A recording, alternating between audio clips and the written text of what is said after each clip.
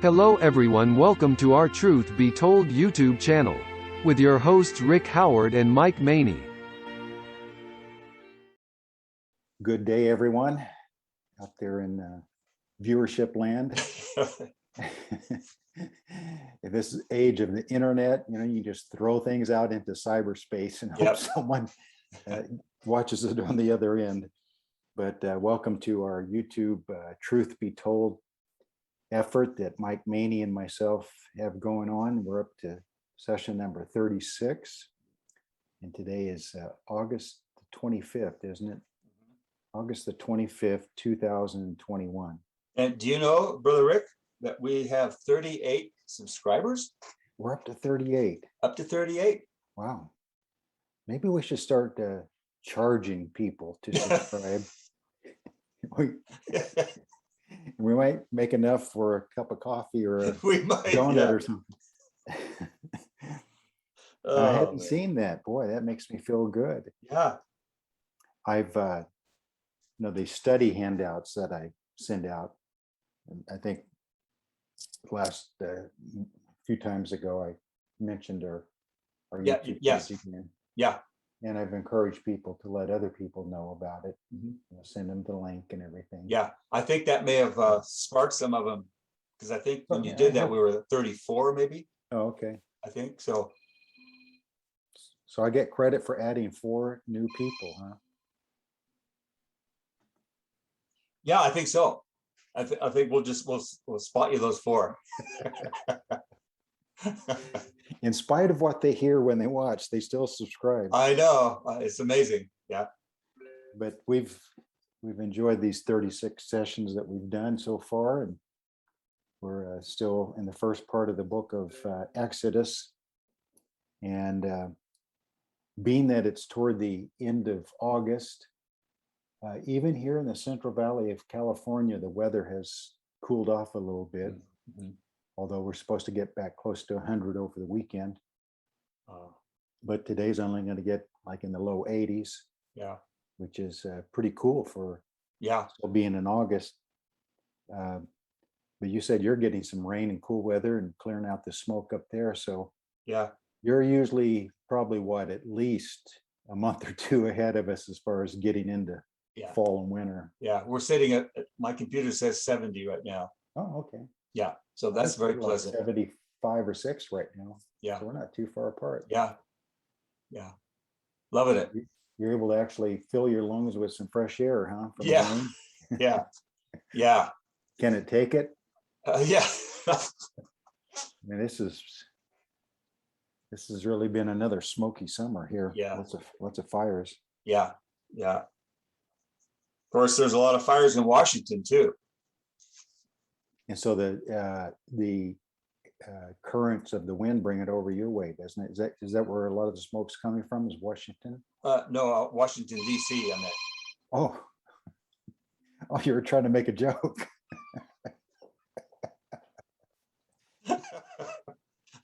See what I told you earlier about how easily duped I am?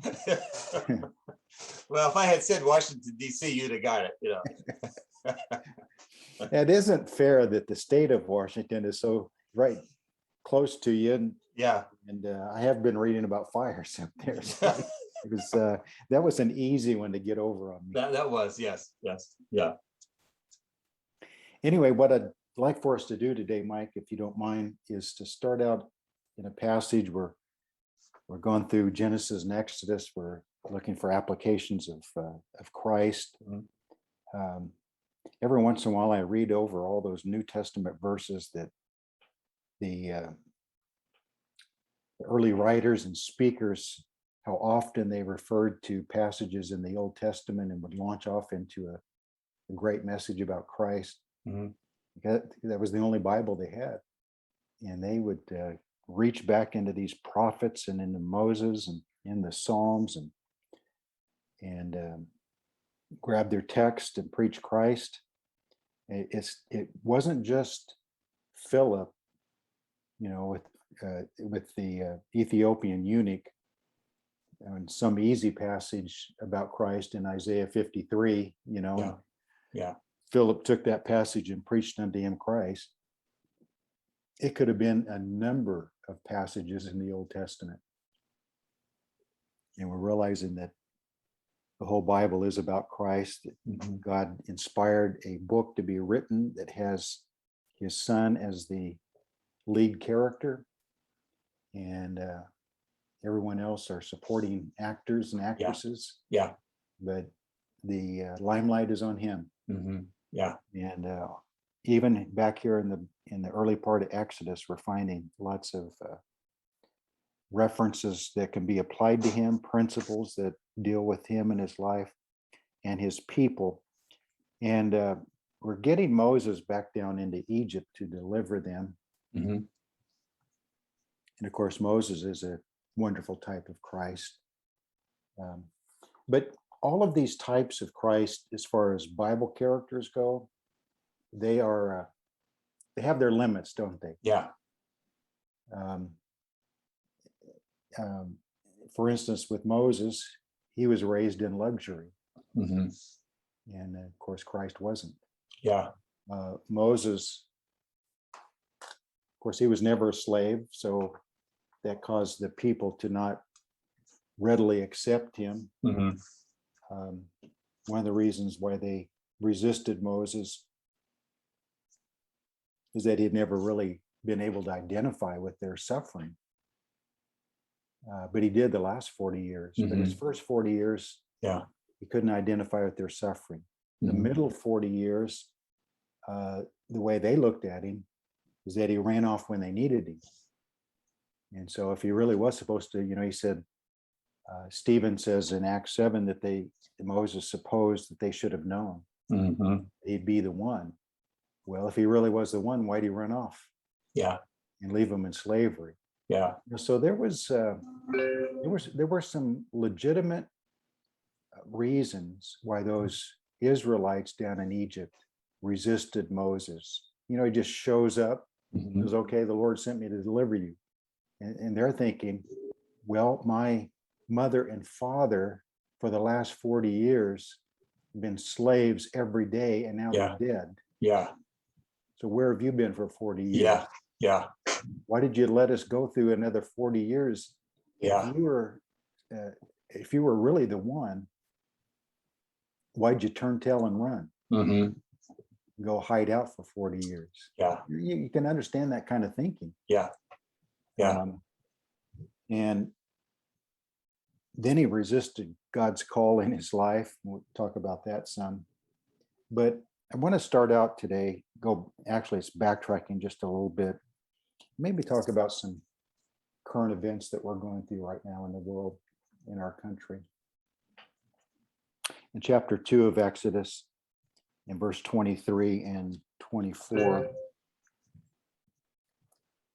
it happened in the process of time that the king of Egypt died. Then the children of Israel groaned because of their bondage, and they cried out. Their cry came up to God because of the bondage. So God heard their groaning. God remembered his covenant with Abraham, with Isaac, and with Jacob. God looked upon the children of Israel, and God acknowledged them. So we've talked a little bit about Mhm. what it means to remember his covenant. Mhm. But I want to talk just a little bit about their groaning. They're groaning in their slavery. They're groaning not being in their own land. They groaned for a long time. And I just had a person ask me again yesterday, probably the number one question that Christians ask is they're going through some really difficult things in their life. I mean, very serious. Mhm. And the person said, I've tried to serve God my whole life. I pray to him every day. I try to be faithful. And yet things seem to be going so terrible in our family. I hate to ask, why is God allowing this? But why is God allowing this? Mhm. And, Yeah. we pastors have struggled through our ministry to provide an answer that will give them some comfort and hope. Mhm. And almost every time that question is asked me by someone going through a real struggle, I say similar things, but I always leave thinking, I don't know if I really gave them much hope. Mhm. Because it's one of those questions, whenever you study the book of Job, why does God allow his children to suffer? Why does God allow suffering in general, especially toward those who are his children and are trying to please him? Why does God allow suffering in their life? And we don't really have a perfect answer. I mean, we try to give variations of the same answer, that sin came in the world and it rains on the just and the unjust, and God can use it to teach us some valuable lessons about humility and prayer and trusting him. We can be a witness for him through the suffering. He wants us to have some kind of connection to the sufferings of his son. We're supposed to understand that what it means to take up our cross daily. The cross is the symbol of death to self, complete submission to God. We learn a lot about endurance. We learn a lot about being persistent in prayer. It does promote humility. It does promote, and then Paul talks about in 2 Corinthians, the first chapter, if he talks about the God of all comfort, he says that the comfort that God gives us through these kind of times, we are then to be comforters to others. Mhm. When they need, when they're going through a tough time, whatever you learn through your tough time, you're supposed to be a better help to them. Mhm. So, we give all kinds of good and correct answers. Yeah. But I still feel often that I haven't, that doesn't really give them a lot of comfort in the moment. Mhm. And I don't know if you've come up with a better approach to it or better answers than what I've been able to come up with. Well, certainly not better, but just from my perspective, I jotted down a few things that was coming to my mind. We are promised suffering. That's a given, and some will suffer more than others. And when I look at people like the rich young ruler,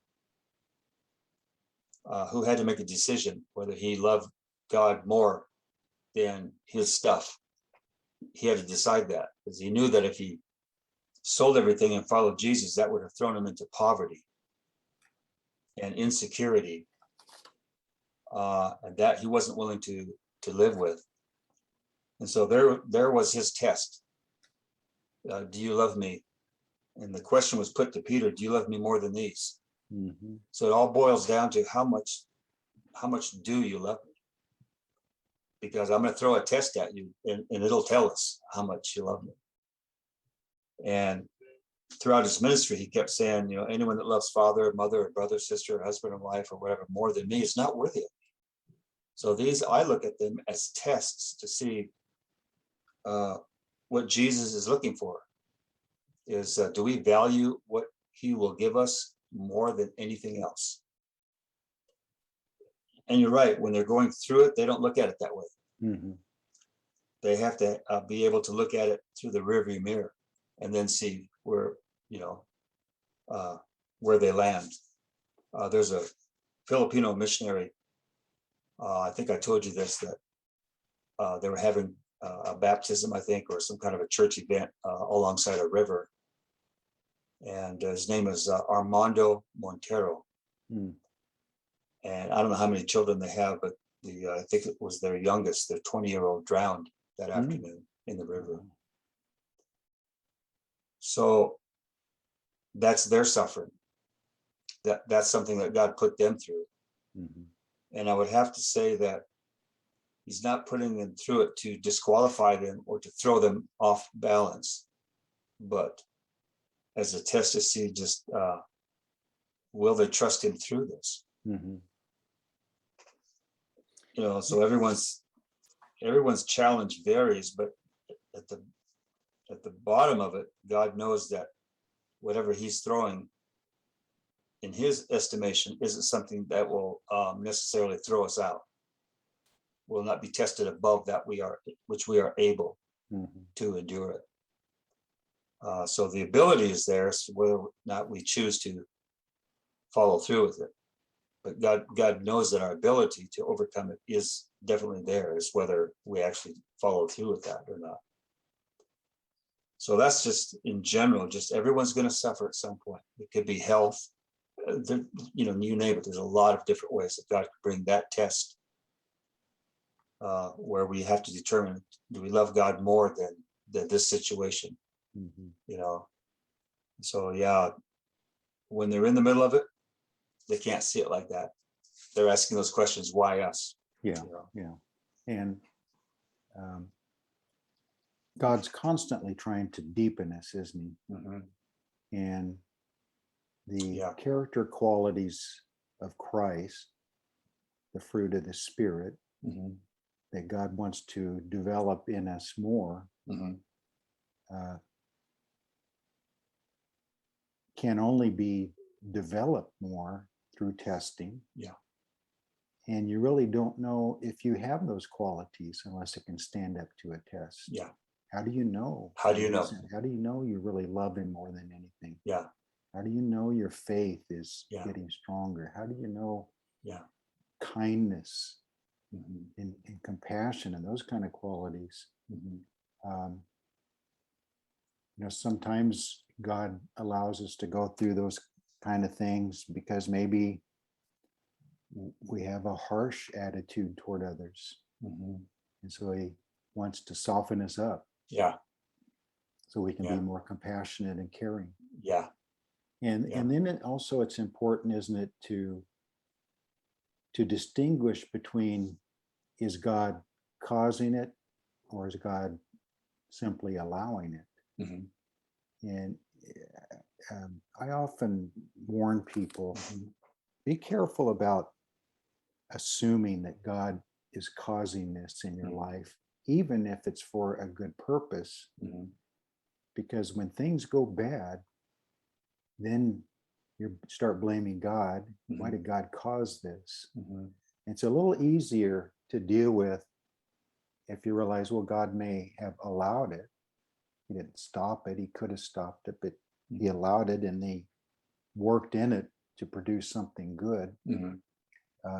But if you always have a mindset that God causes everything in my life, then you can develop an attitude that God is a brute, right?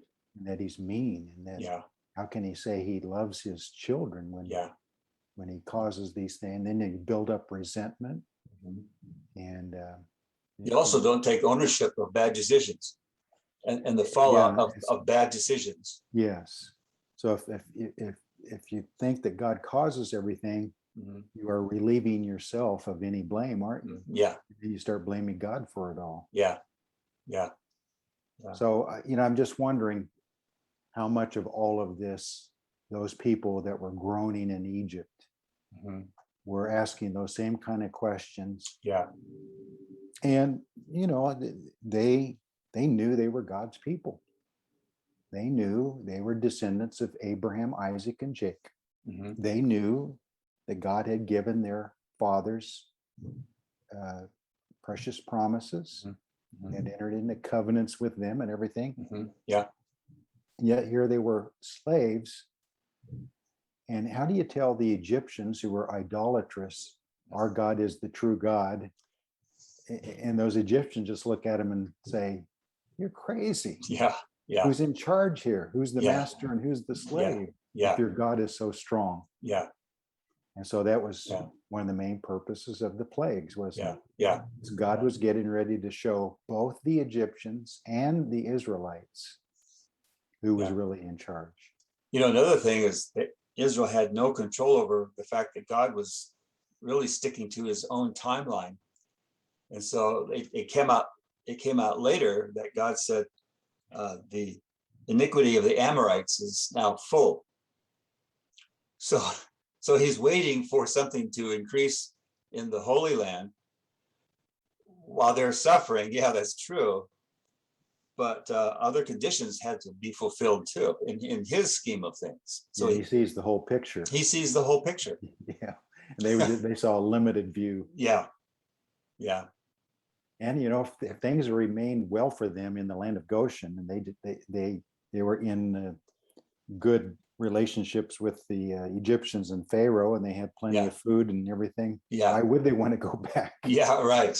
Yeah, So sometimes God allows Yeah. things to happen in our life because He's wanting us to move away from where we are to where He wants us to be. yeah, I'm not talking about in physical location. I'm talking about yeah, just in just in who we are and what we are. yeah. I'm thinking too of World War II. In order for there to create an atmosphere for the world to be more willing to give Israel her land, God made it uncomfortable for them and for the world to then basically just say, okay, now it's time. We'll give you your piece of land back. But had the world not felt guilty over Well, I mean, there's all a lot this. of truth in that, isn't there? That Yeah. you hate to say anything like it took the Holocaust Mhm.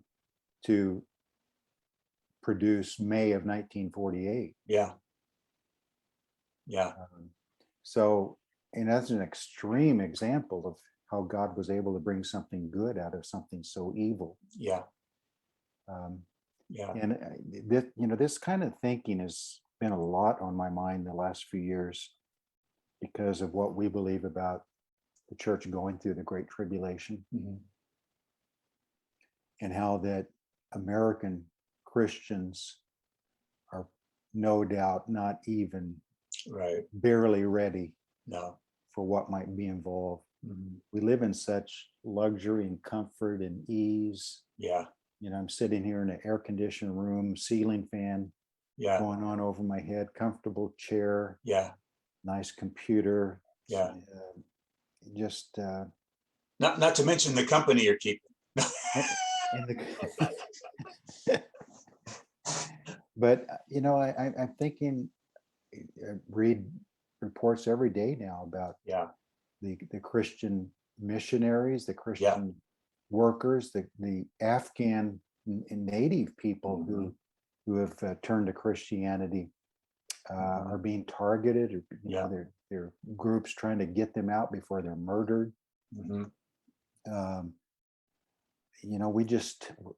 We can't relate to that in No. America. No.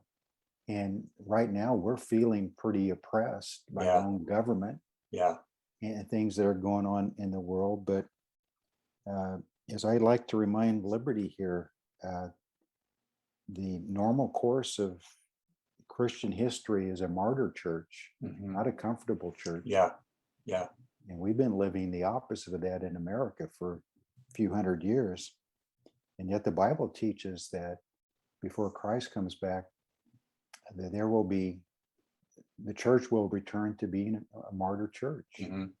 almost to the point where it says the Antichrist will be in the process of overcoming them. Yeah, And Yeah. we'll get close to succeeding in that. Mhm. But if it Mhm. wasn't for the promise of Matthew 16:18, Yeah, yeah, and so there will be faith on the earth when the Lord returns. And sometimes we quote that verse, will the Son of Man really find faith on the earth? Mhm. And we normally go down the road of the lukewarmness and the coldness of Christians and the lack of real conviction. And I guess that's part of what's involved in that Mhm. question. But another part that's involved is simply so many are going to be killed, Yeah, yeah, that will there be enough to where the Lord can say, "Hey, I'm going to find faith on the earth?" yeah, yeah, Well, there will be some left yeah. that escape being martyred, but Mhm. it's going to be a very small number. Yeah.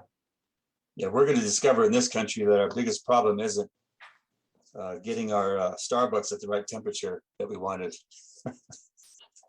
You I know, mean, I told the church this last Sunday, in fact, the reason I'm kind of on this thought of groaning is I preached from Romans 8, Mm, and there's that middle portion of Romans 8 where Paul uses the word or idea of groaning 3 times. mm, mhm, And the first one, he talks Mhm. about the whole creation groans and travails. yeah, So that's the large scale groaning, the whole creation, um, including the whole human race. There seems to be well, first of all, that even which we call creation, inanimate creation, has a connection to the creator that we do not understand. right, Uh, yeah, when Jesus said, they said, tell these people to quit singing your praises because, that kind of thing is just reserved for God. And Jesus said, if I tell you, if these held their peace, the stones would cry out. yeah, You don't think of stones crying out. no, Or even, when he died, yeah, the darkness and the Yeah. great earthquake and everything. And I've used that before to say creation understood what was going on with their creator yeah, more than the human race did. yeah, yeah, So there's a real connection yeah. between the creator and his creation on a level we don't really understand. Well, when the winds and the sea obey Jesus, there's something there. Yes. So creation itself is groaning. Mhm, But the creatures on the earth are growing.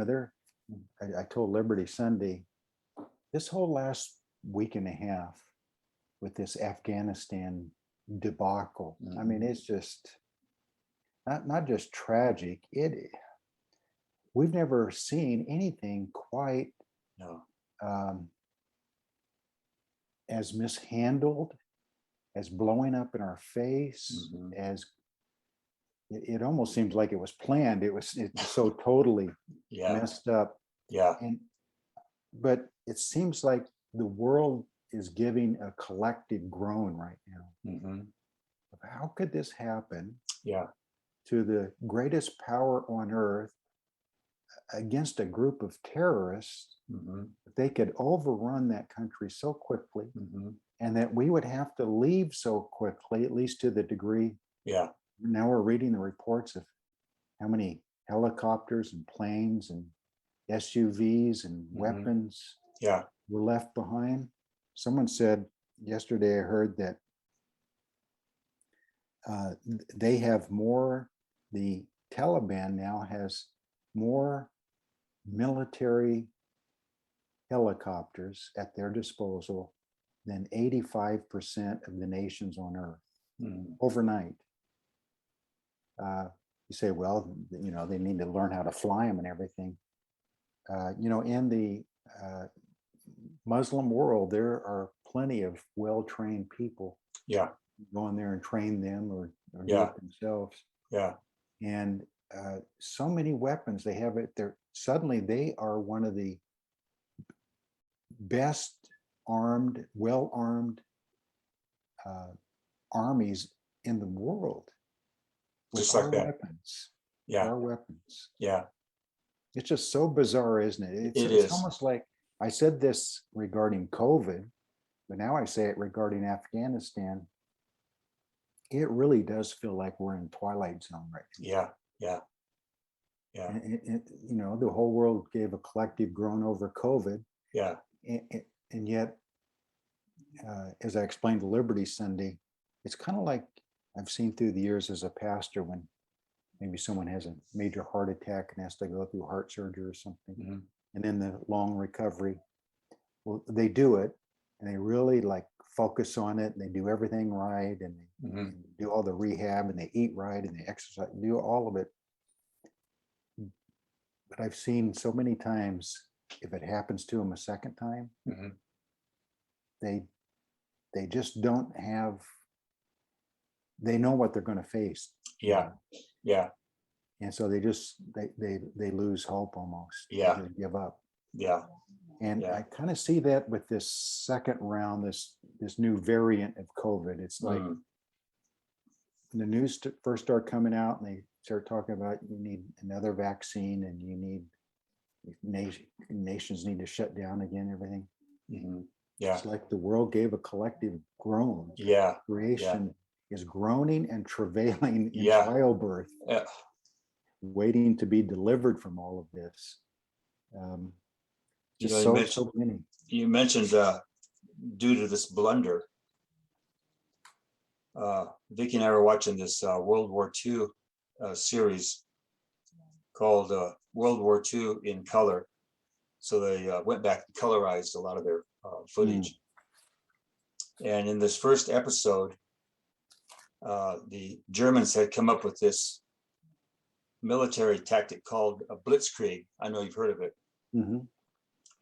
So they had already run over a lot of their neighbors and were heading west into Belgium and France.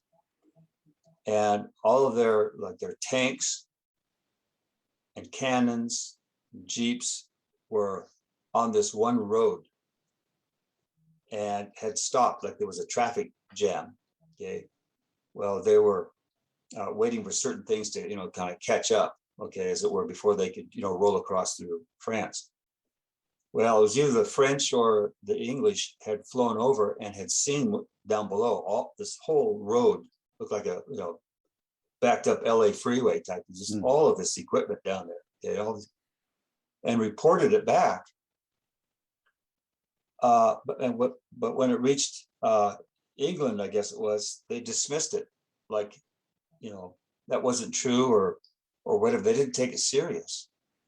Had they taken it serious, they could have just flown over and just bombed that entire road, and the whole German army would have been wiped out. But because they didn't believe the reconnaissance, they proceeded then to roll across France, captured Paris, and all that. But one big mistake, one huge mistake like that, caused the whole world to groan under the World War II situation. And so what you're saying is we're seeing another new groaning because of a major military error. Well, and it's, of course, President Eisenhower, who understood the military better than anyone when he left office, is that big speech he gave, "Beware the military industrial complex." And I try to fight myself to not go down conspiracy theory roads, because then you start seeing it everywhere. Yeah. But I'm almost getting to the point where instead of never believing in conspiracy, I think almost everything is anymore. And the reason I say that is I think the evil spirit world has taken over things to such a degree that everything is a conspiracy of Satan's followers and his masterminds. And so leaving all of that, getting most of our military out weeks ahead of time, closing that Air Force base, leaving all of the military equipment behind. You hate to think this way, but if you're the CEO of a military equipment supplier, building helicopters, planes, SUVs, all kinds of weapons, wouldn't part of you be kind of happy right now? Wouldn't you be having contracts to resupply our military in your hand, ready to go to the Department of Defense and say, I'm going to bill you for $50 million, $100 million. You need to replace that equipment. I mean, it almost seems like it was bungled so badly that it almost seems like it's on that level of like, okay, now we have to replace all that equipment. Well, especially when you hear how Trump says he would have handled it by getting the civilians out. That was just a very logical process. Yeah, sure. when you lay that against it, it just seems even worse the way they handled it. And so So is it, here's the thing you don't know is, was it planned that way, or yeah, almost just as bad? Is it total incompetence? yeah, I mean, is it really that, are we that yeah, unprepared and not able to see beyond, our own hand? I mean, it was pretty obvious what was going to happen at some yeah, point. yeah.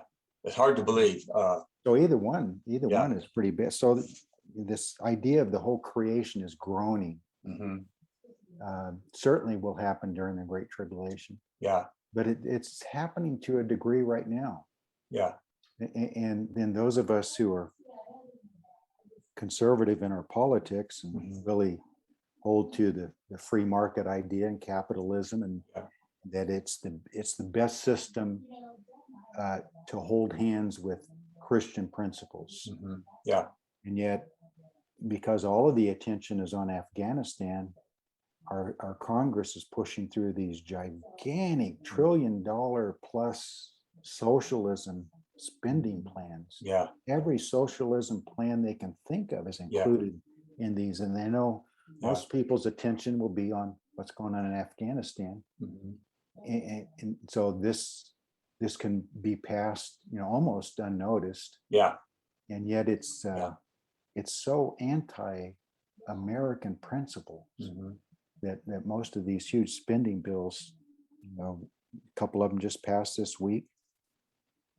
That's for those of us of our persuasion, that's a collective groan. Mhm.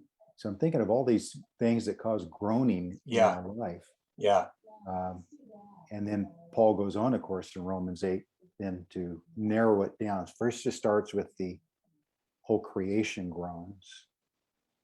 And the idea that the creation has kind of a special connection to its creator, because it goes on to say that the creation is waiting for the revealing of the sons of God. yeah, How can the creation be waiting for the resurrection? yeah, yeah, So there's something there. It needs to be delivered also. And Yeah. it's almost like it has knowledge that it needs to be delivered. yeah, It's Yeah. really something, the wording there. And then Paul narrows it down to, we groan within ourselves, waiting for our redemption of our Mhm. bodies. So the Mhm. resurrection. yeah, So we talk about our aches and pains. We talk about all sorts of groaning in our own bodies as Mhm. we age. Yeah. It's not just talking about our bodies, is it? It's All right. talking about our Our whole spirit. worries, Yeah. our Yeah. mind, our heart, Yeah, the things we see around us that we just talked about, yeah, makes us long for the resurrection day. And that's what, and way back in Job, didn't he? He said, how my heart yearns within me till my Yeah. change comes. yeah. I see that how God uses human events, whether mistakes or deliberate conspiracies, because there's the powers of the air. Satan's got his henchmen at work 24/7. But I see that when things like this happen, they set up for something else, Mhm. because God is actually going somewhere with all of this, and so all the pieces have to drop into place in order for that to develop. And one thing I'm looking at with this whole Afghanistan thing is what alliances are now being strengthened. Mhm. So we see China, the kings from the Far East, Mhm. are getting more directly involved. Iran, of course. So all those nations to the east of Israel, as God prepares for the big crescendo, Mhm. Armageddon, he's got to sew some things up together, get them kind of in alignment. And so this debacle, God will use to do just that. Meanwhile, there's another thread that's being woven, and that's the Abraham Accord. Mhm. And those Muslim nations that are now on a different track, wanting peace, wanting prosperity. And so some kind of agreement's going to have to be made. And I'm wondering if the covenant that will be not necessarily created, but it's established or affirmed, Mhm, confirmed. mhm. I'm wondering if it will be some kind of, if it will play off this Abrahamic accord that they got rolling over there. I wouldn't doubt it. Yeah, because all these pieces have to find their place somewhere. You know. Yeah, this is a great reshuffling of the pieces of the puzzle right now, isn't it? Yes, it is. Yeah. Because also what's going to happen because of Afghanistan, because the big question American Christians always ask is, where is America in prophecy? Yeah. Or how can the man of sin take over with America strong? Uh-huh. And how can they attack Israel Hmm. as long as America is allied with her? Hmm. So all these kind of questions. Yeah. But what Afghanistan is now showing is creating a vacuum for one thing. It's going to embolden all of our enemies, and it's going to cause them to test us even further. Yeah. Because if it was this easy for the Taliban to run us out of the country, even though we'd said we were leaving anyway, but just the way it happened, and that's the big thing is, okay, we've been there 20 years, most Americans wanted out and all that. And Trump did have a plan to make it go much more smoothly than this. Hmm. But this seems like it was handled by kindergartners. Yeah. I mean, it's so terrible how it was handled. Yeah. That, if you're China or Russia, if you're Iran or North Korea or many other countries, Hmm. you're looking at this and you think, well, I've been wanting to take over this other country, or I've been wanting to do whatever, but I was afraid America would stop me. But evidently America is not strong enough to stop me, and so I'm just going to go ahead and try it. And if you have 3 or 4 of those things pop up in short order around the world, and America is so gun shy right now, Hmm. our leadership we have right now will probably say, we're not really, we've got a mess on our hands in Afghanistan. And so we're not able to really do anything about anything else right now. Hmm. Yeah. And I really think that's the mindset of many leaders around the world. Mhm. And I wouldn't doubt over the next weeks and months, just some really major fires are going to pop up on the world scene. This is what happens. So this leads to answering the question, doesn't it? Yeah. America is being neutered. Yes. To where we won't really be in a position. Yeah, absolutely. And this is what happens when you're not competent enough to fill the office legitimately. You have to steal the office. And because you're not competent to hold the office, to fulfill the obligations and the responsibility of the office, you have to steal it. Instead of letting someone who is more competent and has shown himself to be more competent to stay in office. No, you steal it out from under him, and then this is how you handle it. You weren't ready. You're a Boy Scout trying to fill or a Cub Scout trying to fill a Boy Scout's role. You're just not ready for this. But again, we look at the master plan.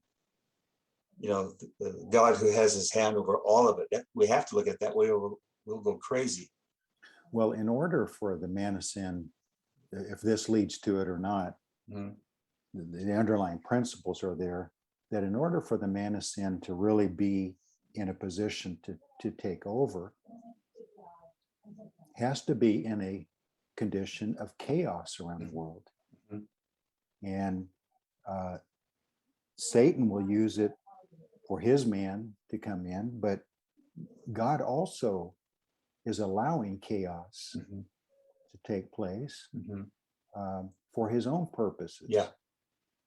And so again, we keep coming back to this mystery of iniquity and mystery of godliness working side by side. And mystery of iniquity sees an opportunity right now to really cause a lot of problems.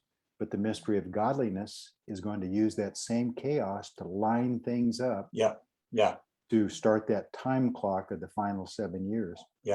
Knowing what the end of that time clock is going to result in, of total victory, and the setting up of a glorious kingdom. So God has to allow all that to happen. And so maybe that gets us back to the original question people ask pastors, why does God allow suffering and why is God allowing this in my life? Mhm. Well, God's going to allow tremendous suffering Mhm. in all the world Yeah. for a beautiful end purpose. Mhm. And yet leading up to it's going to be a time of travail. Mhm. Hang on just a second. Yeah. Okay. Okay. So, we're just, everything is in such chaos right now. And both evil and good Yeah. are using it for their purposes. Yeah. Yeah. And Another thing I'm looking for is out of all of this reshuffling, like you said, the 10 confederation of Muslim nations that will form over there. They have no king as yet, but one will be formed. And so as we reshuffle the deck, as it were, over there, I'll be looking for more of an emergence of these 10 that mhm. conspire together in some sort of agreement on certain things. So a lot of this, a lot will come out of this. We just have to hang on. A lot of history doesn't just move forward in a clear, progressive, step-by-step process. Mhm. History usually has taken great, quick leaps forward that has forced big changes, whether it be a world war or an economic collapse or Yeah. some natural disaster. Mhm. And it forces a major change. And things right now really have the potential, don't they, Mhm. to take that huge leap forward in a Yeah. short period of time. Yeah. Yeah. Another 9/11, as it were, another major pivot for the world. 9/11, COVID. Yeah, there's something looming, I think. There sure is. Yeah. You combine that with, Yeah. not just Afghanistan and not just COVID and Mhm. not just the socialistic spending programs just passed. These are Yeah. all real major things, but then, we're pretty much back to open borders even more Mhm. than before. Yeah. With a very limited vetting process. Mhm. Mhm. So who knows who is coming into our country? Mhm. And now you have another gigantic refugee problem from Afghanistan. And naturally, the West wants to protect those who helped us during the war, Mhm. Mhm. which means, do you take in 100,000 Afghan refugees Without vetting. with very little vetting? Mhm. I read a report, and you read all kinds of reports, so you Mhm. don't know exactly what to believe. But Mhm. I read one report yesterday that someone said they discovered among the refugees who have already left Afghanistan, native people, Mhm. are about 100 names that are on the watch list who've already made it out of the country. Well, they may be able to stop them before they settle in America or anything, but Mhm. things are so chaotic right now that some are going to slip through Yeah. with evil purposes. Yeah. Yeah. And, I'm sure you've wondered, like I have, you're kind of surprised that something on the order of 9/11 in our country hasn't happened since. Mhm.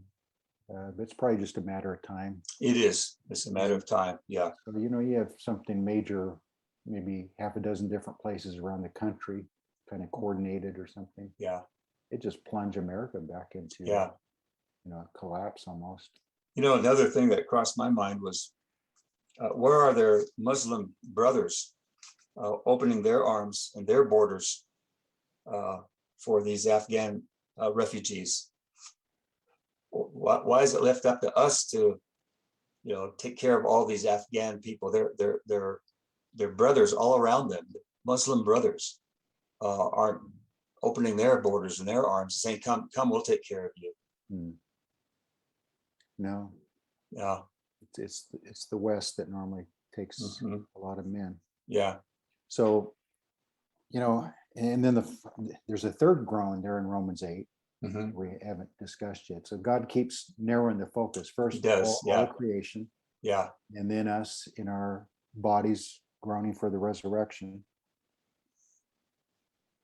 Paul picks up that theme again in 2 Corinthians 5. In this tent we groan, mhm. waiting to be clothed with that house in heaven. Yes, yes, And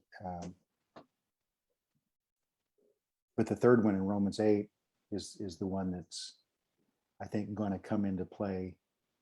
All three groanings will increase, but the groaning that will really make a difference for us is when he goes on to talk about the Spirit makes intercession for us with groanings that cannot be uttered. yeah, And so I Yeah. think our prayers will become more deep and sincere and more serious, more frequent. We're going to be groaning, not just in our body and mind and heart for the resurrection, but groaning in our spirit Mhm. in prayer. Mhm. And so, there's a reason why in Revelation, describing all of those events of the tribulation, several times mentions the idea of that smoke of our prayers come up as a sweet smelling Yeah, sacrifice to God. yeah. You think the saints during the tribulation are going to be praying very much? Oh, you think?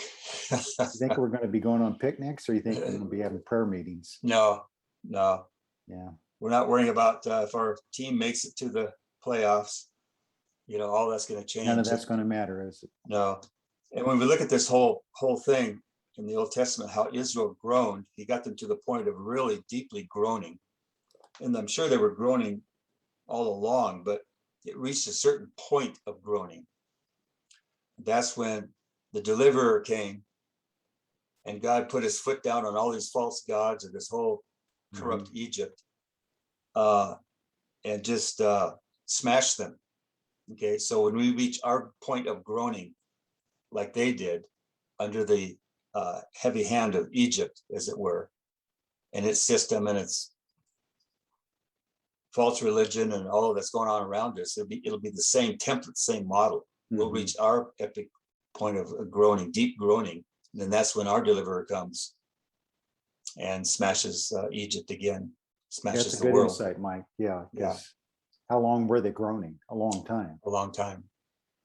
Yeah. So when it Yeah. says God heard their groaning and he remembered his covenant, Yeah. it's not like, okay, one day of groaning and then God steps in.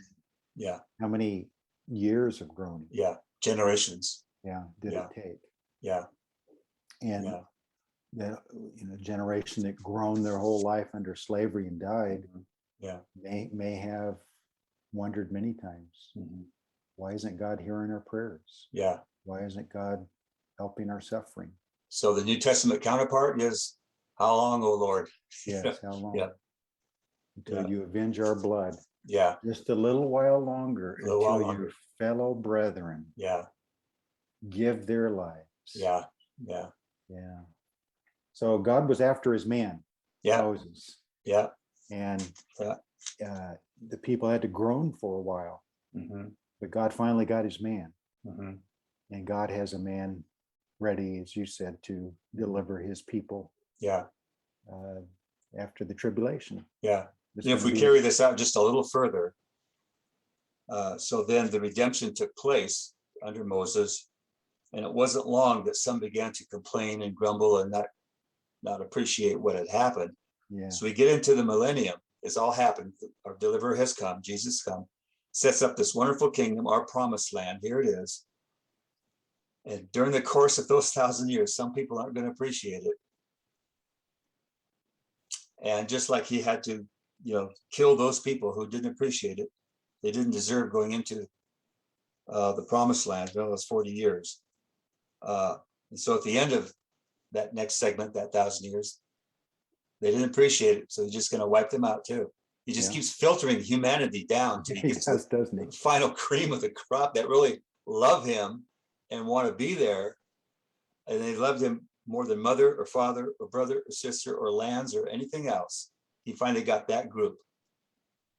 And that's what he'll go on into eternity with. So we see this model just play out again. So maybe we should think more in our sermons, our remarks to our churches and so forth.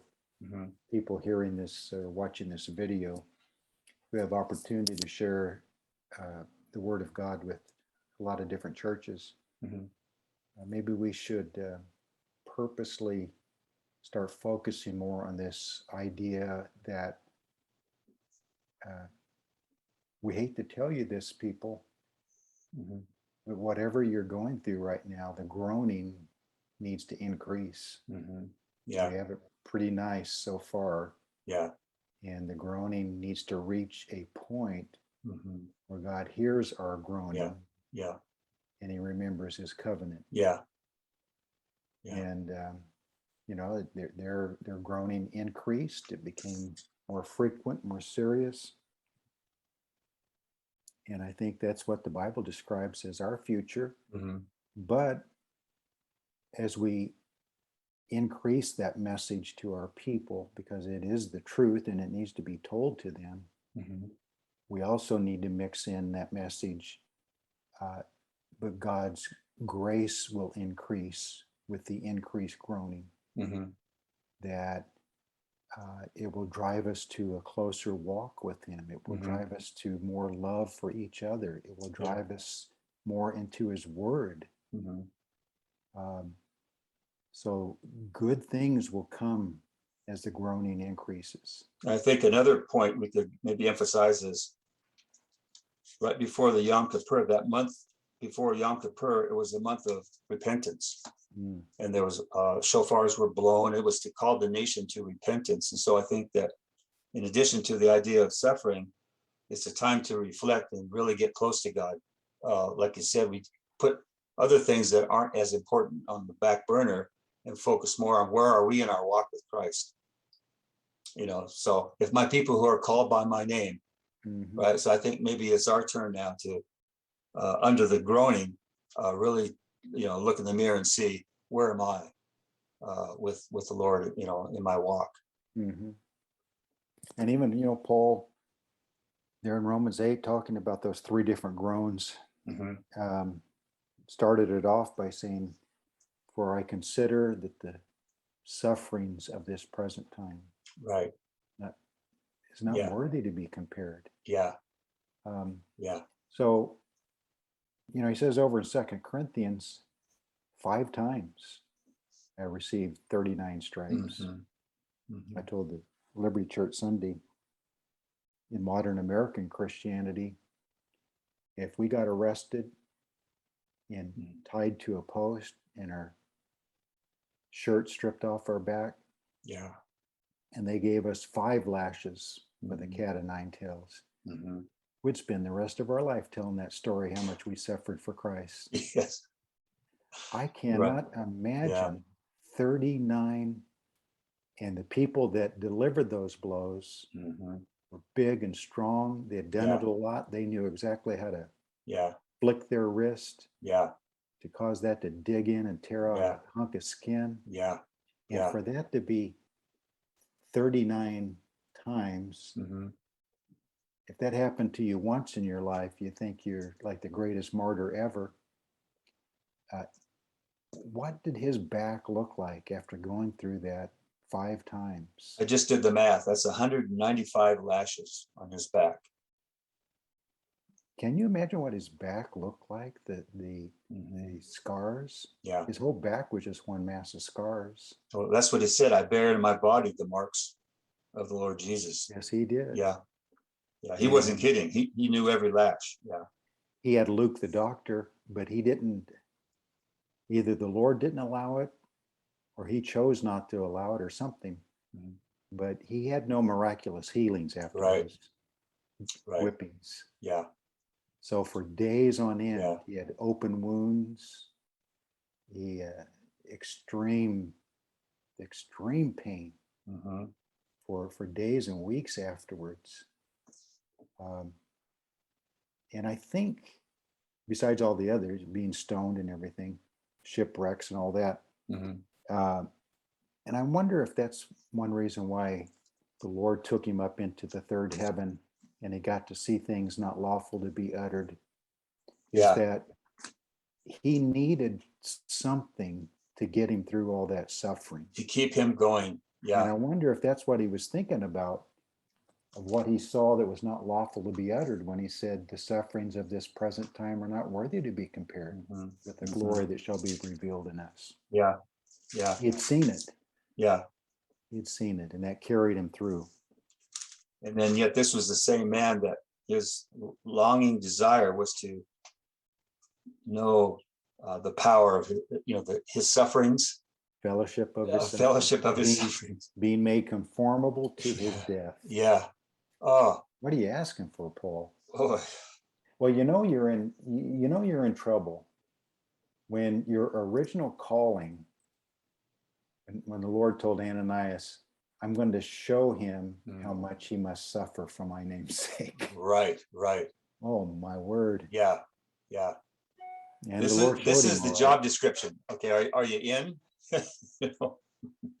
So Oh, his faith and love was tested, wasn't it? yeah, it was. And he could have rightly said, more than any of Yeah. us, why is the Lord allowing this? Yeah. I'm Yeah. all in, whether Yeah. I'm whipped or not. He Yeah. doesn't need to test me like this.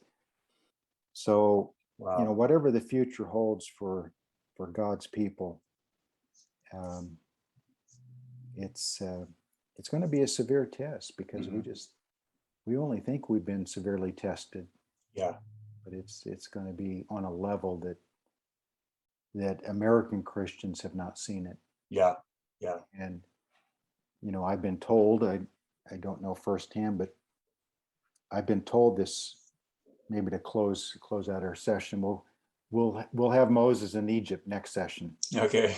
We'll get into the plagues and all that. Uh-huh. But I've been told by those who travel the world that this idea that American Christians, because it's mainly an American Christian belief of the pre-tribulation rapture, Mhm. especially from the angle or context of God loves his people too much to allow them to suffer like that. Mhm. And so the pre-tribulation rapture is the escape Yeah. plan, to get us into heaven to rejoice, Yeah.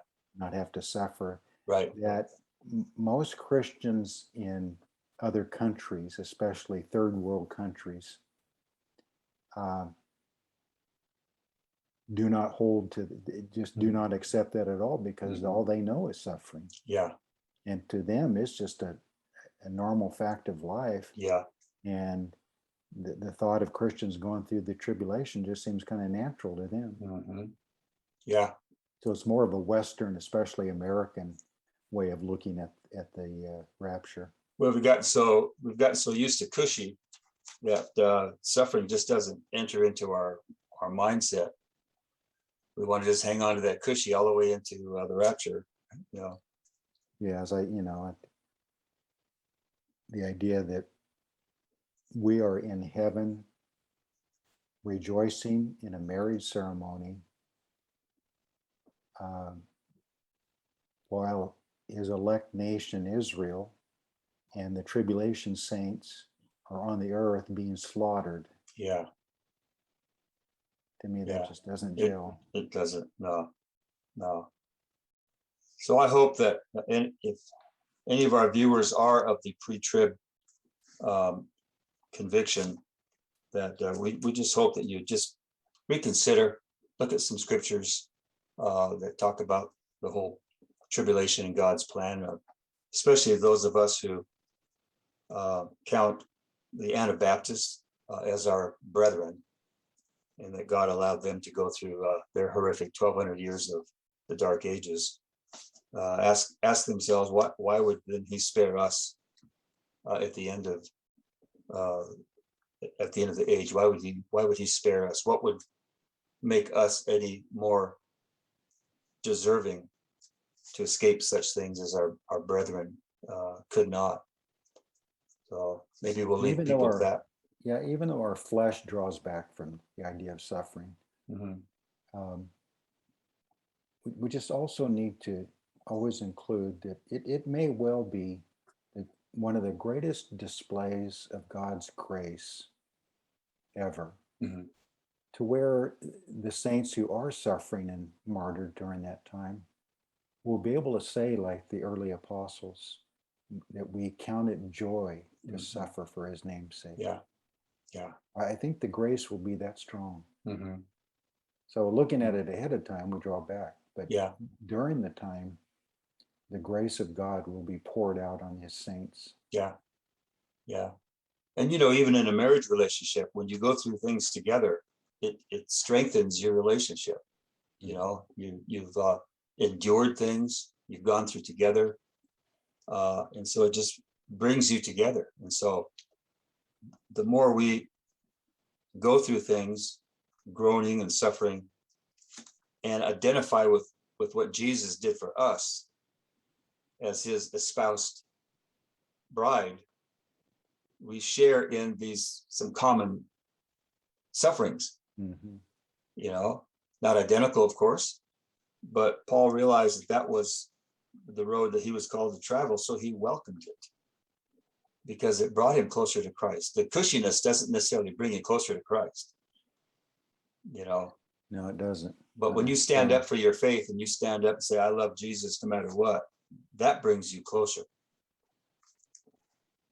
Jesus asked his early disciples, are you able to drink this cup? Yeah. Yeah. And they said, yes, we are able. Mm-hmm. And how little they really understood. No. They did drink the cup, but they Yeah. weren't able in their own Yeah. strength. Yeah. Yeah. And true Christians will, and it takes God's grace, of course, Mhm. but Yeah. will take up the cup. Yeah. Because they see the value and they want to hold on to it.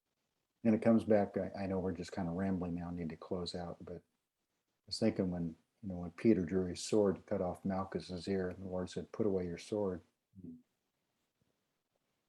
A lot of Christians have the mindset of, well, whatever happens, I've got my arsenal. I'll fight them off at the front door. Yeah. Yeah. As we said, Yeah.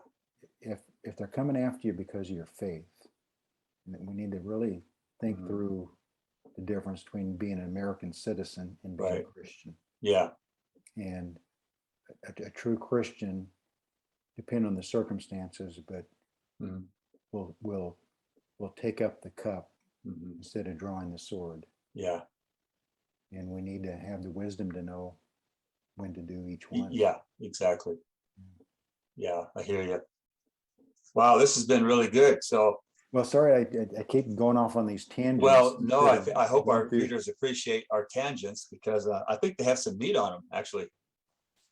But that's just me. Hey, Well, I hope people don't groan too much about how much we talked about groaning. I turned on this session to be encouraged, and all you talked about is suffering and groaning. Suffering and groaning. Yeah. Yeah. Well, maybe that'll springboard them into, more encouragement. I hope anyway. Well, thanks for doing this for us, Mike. I Well- appreciate all the effort you put into doing this. Well, my end is easy. Well, Well, looking forward. your end would be impossible for me. Well, that's why we're quite the pair. As our wives probably are fond of saying. Yes, You two are quite the pair. quite the pair. I think that's a good one to stop the recording on, Mike. Yeah, yeah. Lord bless you, brother. You too. And I need to get going here, so I'll just go ahead and close out myself. all right. We'll see you next week, Lord willing. Okay, Mike. Okay. Bye, everybody. Thank you for viewing.